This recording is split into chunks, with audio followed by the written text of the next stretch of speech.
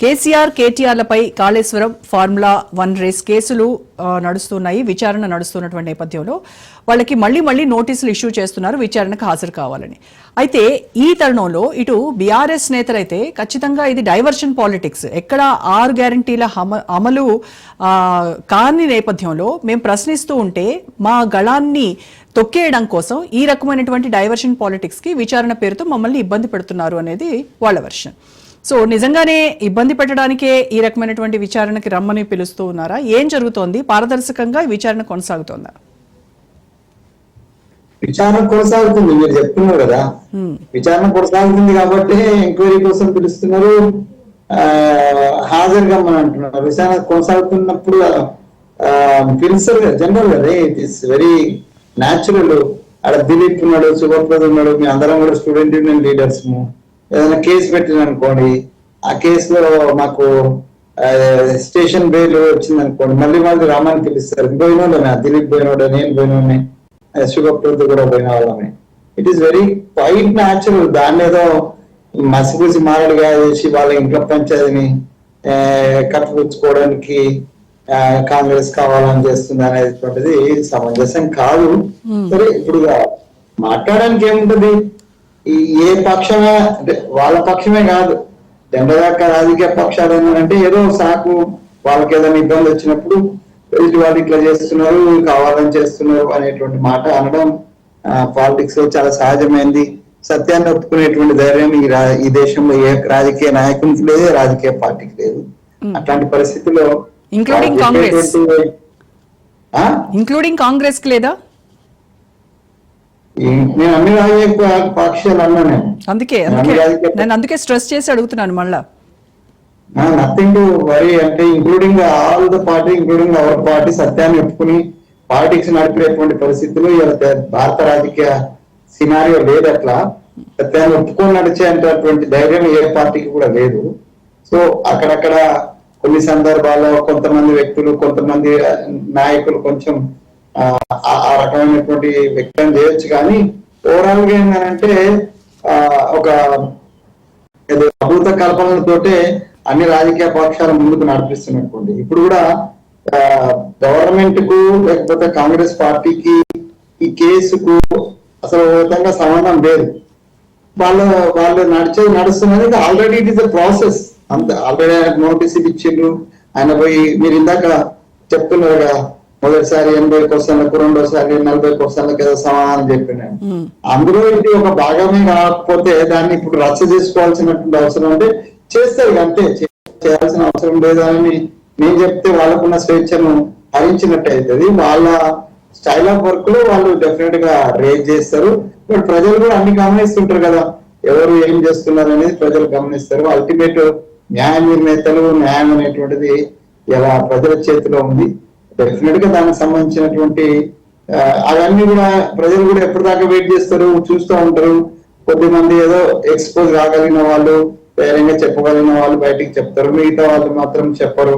So వాళ్ళందరూ కూడా అది మమ్మల్ని శిక్షించాల్సి వచ్చినా, వాళ్ళని శిక్షించాల్సి వచ్చినా, ఎవరు తప్పులు పట్టాల్సి వచ్చినా ప్రజలు they will wait for the time. ఆ టైం ఏంటంటే జనరల్ గా ఎలక్షన్స్.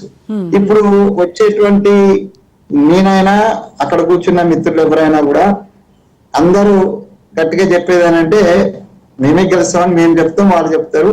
బట్ అందరి యొక్క భవిష్యత్ అనేటువంటిది ప్రజలు ఏమనుకుంటున్నారు, ప్రజల్లో మనకు పరువు పోయిందా, లేకపోతే కాంగ్రెస్ గ్రాఫ్ ఎక్కిందా తగ్గిందా, ఇవన్నీ కూడా రేపు వచ్చేటువంటి స్థానిక సంస్థల ఎలక్షన్ ద్వారా కొంత దానికి ఒక కంక్లూజన్ వచ్చే అవకాశం ఉంటది.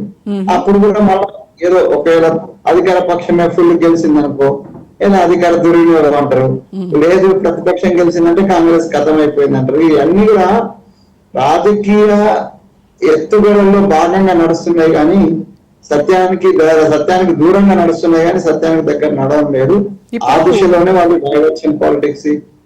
పాలిటిక్స్ ఏ ముట్టలేదు. కాంగ్రెస్ పార్టీ నుంచి వితింది మాకు కూడా మా వ్యవహారం, మా పార్టీకి సంబంధించినటువంటి వ్యవహారాలు ఉన్నాయి, ప్రభుత్వానికి సంబంధించిన వ్యవహారాలు ఉన్నాయి. మేము దాంట్లోనే తలముఖం అయినాం.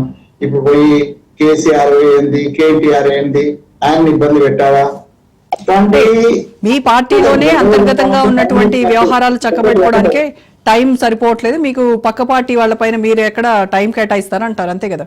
వాస్తవం కూడా దానికి ఇంకొక మాట కూడా చెప్తా, అంటే కాంగ్రెస్ పార్టీ నేచర్ లో బై నేచర్ నేనేం బార్న్ కాంగ్రెస్ కాదు. నేను మా ఫాదర్ మదర్ ఏదో కాంగ్రెస్ లో వాళ్ళు కూడా యాక్టివిస్ట్ కాదు, జస్ట్ ఓటర్స్, వాళ్ళు Congress voters, Congress families. But my self I'm not a born Congress. నేను స్టూడెంట్ యూనియన్ లైఫ్ లో తర్వాత తెలంగాణ ఉద్యమంలో ఉన్నా, స్టూడెంట్ యూనియన్ లైఫ్ లో వేరే స్టూడెంట్ యూనియన్స్ లో ఉన్నాను. ఆడ కూర్చున్న దిలీప్ నేను కలిసే పనిచేసినాము. టిఆర్ఎస్ అంటే ఈ శివప్రద మేమంతా కలిసి తెలంగాణ ఉద్యమంలో పనిచేసినాము. 2014లో జరిగినటువంటి పరిణామాల్లో నేను కాంగ్రెస్ పార్టీలో చేరిన. నేను రాజకీయంగా అంతకుముందు నేను రాజకీయాల్లో లేను, నేను ఒక ఎంప్లాయీగా ఉన్నాను. నేను గమనించింది, అవుట్ సైడ్ గా ఉన్నా, నేను లోపలికి వచ్చి ఇవ్వాలన్నా కూడా నేను ఉన్నా కాబట్టి అంటలేను. జనరల్ గా కాంగ్రెస్ అధికారానికి వచ్చి ఇంకొక పార్టీ అధికారం కోల్పోయి కార్యక్రమం వస్తే కాంగ్రెస్ జనరల్ గా కక్ష సాధింపు చర్యల కార్యక్రమాన్ని చేసేటువంటి నేచరు కాంగ్రెస్ పార్టీకి ఉండదు. కక్ష సాధింపు వదిలిపెట్టండి, ఒక్కోసారి నిజంగా చాలా మంది కాంగ్రెస్ యొక్క ఉదారత కారణంగా చాలా మంది తప్పులు చేసిన వాళ్ళు కూడా తప్పించుకునే అవకాశం ఉంటుంది. మొత్తం దేశం యొక్క రాజకీయం నాకంటే ఎక్కువ రామ్మోహన్ గారికి తెలుసు. భారతదేశ రాజకీయ యవనిక మీద కాంగ్రెస్ పార్టీ ఒక కక్ష సాధింపు పార్టీ కాదు. మిగతా పార్టీలు ఏవి ఉండకూడదు అనేటువంటి మాట కాంగ్రెస్ పార్టీ ఎప్పుడు మాట్లాడదు. మిగతా అవకాశాలు ప్రతిపక్షం గట్టిగా ఉండాలని నేను వ్యక్తిగతంగా కోరుకుంటున్నా. కాంగ్రెస్ పార్టీ కూడా ప్రతిపక్షం ఉండాలనే కోరుకుంటది. ఎప్పుడు కూడా మేము ప్రతిపక్షాన్ని కకావికలం చేసేసి లేకపోతే ప్రతిపక్షమే లేకుండా అటు టిఆర్ఎస్ చేసినట్టుగా బీజేపీ చేసినట్టుగా మేము చేసేటువంటి జనరల్ గా కాంగ్రెస్ ఉన్నప్పుడే కదా వాళ్ళ సూచనలు సలహాలు మిమ్మల్ని అలర్ట్ చేస్తున్నాను. సూచనలు సలహాలు, వాళ్ళు అవసరమైన చోట నిలదీసుడు, గట్టిగా మాట్లాడు.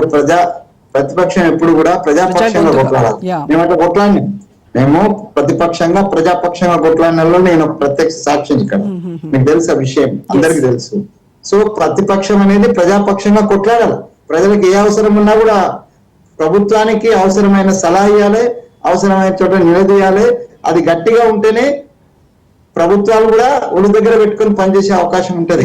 అది మా ప్రభుత్వం అయినా ఇంకొక ప్రభుత్వం అయినా ఎవరి ప్రభుత్వం అయినా, ప్రభుత్వాలు ప్రతిపక్షం లేకుండా మొత్తం స్మాష్ చేసేసి అందరినీ ఏదో పేరుతో కలిపేసుకుంటే మన పాలన చక్కగా జరుగుతుంది అని అనుకుంటే ప్రజలు గమనిస్తూనే ఉంటారు. ఆ గమనించిన కారణంగానే 10 ఏళ్ల తర్వాత టిఆర్ఎస్ పరిస్థితి ఏమైందో చూసి, భారతీయ జనతా పార్టీ చాలా నియమాలు చెప్తుంది కానీ ఆ నియమాలు ఏం పాటించకుండా వాళ్ళు ఎట్లా చేసిందో కూడా మనం చూసినాం. కాబట్టి Congress party by nature, by virtue, నాకున్నటువంటి నాలెడ్జ్ ప్రకారము నేను అంటే స్వతంత్రం వచ్చినప్పటి నుంచి ఇప్పటిదాకా మనం చూసినట్టు కక్ష సాధింపు చర్యలకు పోయేటువంటి పార్టీ నేచర్ కాదు. అక్కడక్కడ ఏదైనా లీడర్స్ విషయంలో జరగవచ్చు కానీ మామూలు ఓవరాల్ జరగదు. కాబట్టి మాకు అవసరం లేదు, నేను చాలా స్పష్టంగా చెప్తున్నా. వాళ్ళు గుమ్మడికాయలతో అంటే భుజాలు తడుపుకున్నట్టుగా మీ మీద చేస్తున్నట్టుగా మా మీద ఆరోపణ చేయాలని సమంజసం కాదు.